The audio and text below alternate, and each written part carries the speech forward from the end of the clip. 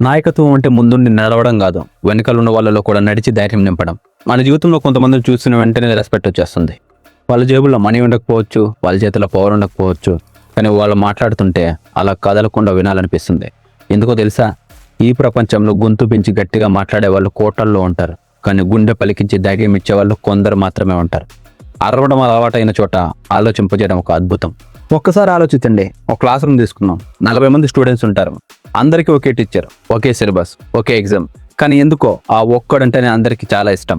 వాడు క్లాస్లో టాపర్ కాకపోవచ్చు, గ్రీక్ వీరుల్లో ఉండకపోవచ్చు, లగ్జరీ కార్లో రాకపోవచ్చు, కానీ వాడ క్లాసులను అడుగు పెడితే ఆ క్లాస్ అట్మాస్ఫియర్ మొత్తం మారిపోతుంది. డల్గా ఉన్న బెంచీలు కూడా నవ్వడం మొదలు పెడతాయి. ఎందుకంటే కొంతమంది ప్రెజెన్స్ కంటికి కనపడుతుంది, కొంతమంది ప్రెజెన్స్ గుండెకి తగులుతుంది. కనిపించేవాడు మనిషి, ఆకట్టుకునేవాడు నాయకుడు. లీడర్షిప్ అంటే కుర్చీలో కూర్చుని ఆర్డర్లు వేయడం కాదు, మన పక్కవాడి భుజం మీద చెయ్యి వేసి భరోసా ఇవ్వడం. సమాజంలో మనకు 2 రకాల మనుషులు కనిపిస్తారు. ఒకడు బాస్, ఇంకొకడు లీడర్. బాస్ చెప్తాడు పని కంప్లీట్ చేయండి అని, లీడర్ అంటాడు మనం కలిసి కంప్లీట్ చేద్దామని. ఈ 2 మాటల మధ్య తేడా చాలా చిన్నదేమో, కానీ దాని వెనుకున్న ఇంపాక్ట్ చాలా పెద్దది. బాస్ అనేవాడు భయాన్ని నమ్ముకుంటాడు, లీడర్ అనేవాడు భరోసాన్ని ఇస్తాడు. మనుషులు ప్రజలతో పనిచేయగలరు, కానీ రెస్పెక్ట్తో మాత్రం జీవితాంతం నిలబడగలరు. జీతం కోసం పనిచేసేవాడు గడియారం వైపు చూస్తాడు, జీవితం కోసం పనిచేసేవాడు నాయకుడు వైపు చూస్తాడు. ఒక చిన్న ఆఫీస్ను ఉదాహరణగా తీసుకున్నాం. ఇక్కడ 2 మేనేజర్లు ఉన్నారనుకున్నాం. మొదటి మేనేజర్ ఉదయాన్నే ఆఫీసులోకి అడుగు పెట్టగానే టార్గెట్ ఎందుకు కంప్లీట్ కాలేదు, ఎందుకు లేట్ అయింది, పర్ఫార్మెన్స్ పెంచకపోతే సీట్లు ఖాళీ అవుతాయని అరుస్తాడు. అతను వచ్చినప్పుడు ఆఫీసులో పని పెరుగుతుందేమో కానీ ప్రశాంతత చచ్చిపోతుంది. ఫైళ్ళు కదులుతాయి కానీ నవ్వులు ఆగిపోతాయి. రెండో మేనేజర్ వస్తాడు, అందరి వైపు చూసి ఒక చిన్న చిరునవ్వు నవ్వి, ఏదైనా ప్రాబ్లం ఉందా, పర్లేదు మన టీం అంతా కలిసి దాన్ని సాల్వ్ చేద్దాం, నేనున్నానుగా అంటాడు. అతను వచ్చినప్పుడు వర్క్ లోడ్ తగ్గవచ్చు, కానీ గుండెల్లో ఉన్న ఫియర్ తగ్గిపోతుంది. భయం తగ్గిన చోట బాధ్యత పెరుగుతుంది. ఇదే లీడర్షిప్ సైకాలజీ. మనుషులు ఎప్పుడు కంపెనీల బోర్డుల కోసం పనిచేయరు, వాళ్ళని వాల్యూ చేసే మనుషుల కోసం పనిచేస్తారు. బ్రాండ్ కోసం పనిచేసేవాడి కంటే బంధం కోసం పనిచేసేవాడు ఎక్కువ అవుట్పుట్ ఇస్తాడు. కొన్నిసార్లు లీడర్షిప్ అనేది స్టేజ్ మీద మైకులు పట్టుకుని మాట్లాడే మాటల్లో ఉండదు, మన ఇంట్లో మన కళ్ళ ముందు తిరిగి మన నాన్న బిహేవియర్లో ఉంటుంది.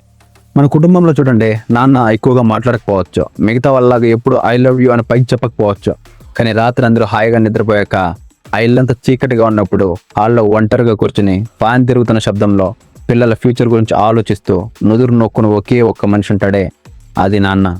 అది లవ్ కాకపోతే ఇంకేంటి, అది లీడర్షిప్ కాకపోతే ఇంకేంటి. నిశ్శబ్దంగా నిలబడి తుఫాను తన గుండెలకు తీసుకుని వెనుకున్న సంసారాన్ని కాపాడే ప్రతి నాన్న ఒక లీడరే. కొన్ని ఎమోషన్స్ చెవులకు వినిపించవు, కానీ జీవితాంతం కళ్ళల్లో కనిపిస్తూనే ఉంటాయి. చిన్నప్పుడు స్ట్రిక్ట్గా ఉన్న నాన్నను మనలో చాలా మంది హేట్ చేసి ఉంటాం. ఎందుకో అంత కంట్రోల్, ఎందుకో అంత డిసిప్లిన్, పక్కింటి అంకుల్ చూడు ఎంత ఫ్రెండ్లీగా ఉంటారో అని ముఖం ముడుచుకుని ఉంటాం. కానీ వయసు పెరిగి మన భుజాల మీద బాధ్యతలు వచ్చాక అర్థమవుతుంది, ఆయన ఆ రోజు మన ఫ్రీడమ్ తీసుకోలేదు, మన ఫ్యూచర్కి ఫౌండేషన్ వేశాడని. తోటమాలి చెట్టుని కత్తిరించేది దాని మీద ఉన్న కోపంతో కాదు, అది సరిగ్గా పెరగాలనే ఆరటంతో. జీవితంలో మనల్ని ప్రేమించే వాళ్ళు 2 రకాలుగా ఉంటారు. మొదటి రకం మనకు నచ్చిన మాటలు చెప్తారు, రెండో రకం మనకు అవసరమైన నిజాలను చెప్తారు. ఆ రెండో రకం మనుషుల నిజమైన లీడర్స్. వినడానికి చేదుగా ఉన్న నిజం చెప్పేవాడు గురువు, కఠినంగా ఉన్న దారి చూపించేవాడే నాయకుడు. లీడర్షిప్ సైకాలజీ ఒక పవర్ఫుల్ ట్రూత్ ఉంది. People don't follow power, they follow clarity. జనాలు అధికారానికి దాసోహం అవ్వరు, ఆచరణలో ఉన్న స్పష్టతకు సలాం కొడతారు. కన్ఫ్యూజ్డ్గా ఉన్న ప్రతి మనిషి కాన్ఫిడెంట్గా ఉన్న మనిషిని వెతుక్కుంటూ వెళ్తాడు. ఎందుకంటే ఈ ప్రపంచంలో అందరికీ ప్రశ్నలు ఉన్నాయి, కానీ కావాల్సిన సమాధానాలు. నీకు అన్ని ప్రశ్నలకు ఆన్సర్ తెలియాల్సిన అవసరం లేదు, కానీ పానిక్ అయ్యే సిచ్యువేషన్ నువ్వు ఎంత కామ్గా ఉన్నావు అనేది ముఖ్యం. సమస్యలు రాగానే అందరూ ఏడుస్తారు, కొందరు పారిపోతారు, కానీ లీడర్ అనేవాడు ఆ సమస్యల సుడిగుండంలో కూడా ప్రశాంతంగా నిలబడి, పర్లేదు సొల్యూషన్ దొరుకుతుంది, ప్రొసీడ్ అవ్వండి, ఆ ఒక్క మొక్క చాలు మునిగిపోయే పడవకు కూడా దిక్సూచి దొరికినట్టు అవుతుంది. ఒక ఫ్రెండ్స్ గ్రూప్ ఊహించుకోండి, ఏదో పెద్ద ప్రాబ్లం వచ్చింది, అందరూ టెన్షన్లో ఉన్నారు, ఎవరికి ఏం చేయాలో తోచడం లేదు, చేతులు వణుకుతున్నాయి, కానీ అక్కడ ఒక వ్యక్తి మాత్రం ఏ గందరగోళం లేకుండా కామ్గా ఉన్నాడు. అతను ఇంకా సొల్యూషన్ కూడా చెప్పలేదు, కానీ అతను చూడగానే మిగతా వాళ్ళకు ఒక హోప్ వస్తుంది.